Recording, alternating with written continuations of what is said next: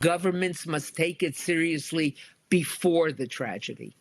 This shooting, we do know, was the latest in a series of anti-Semitic attacks in Australia specifically. Arsonists last year targeted Jewish businesses and a synagogue, prompting calls for greater accountability. The New York Times actually spoke with a number of rabbis after this shooting incident over the weekend.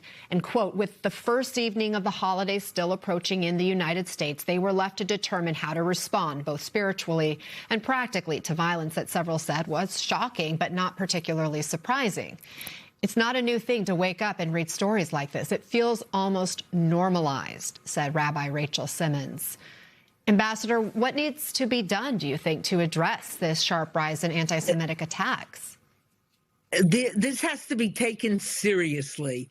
You cannot have governments trying to say, oh, ramping up security afterwards, that's great, that's necessary. But it's got to be taken seriously. And people have to recognize that words count.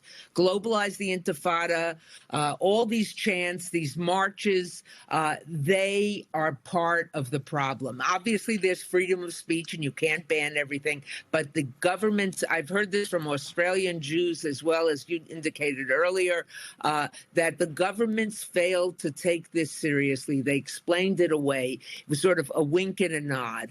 And unless there is unequivocal condemnation, this is wrong, before the tragedy happens, then we're going to see lots more of this. There's no reason why a family going out for dinner to eat at a kosher restaurant should have to think twice whether they want to do that or whether they want to sit outside. Maybe they'll be better protected inside. People shouldn't live that way.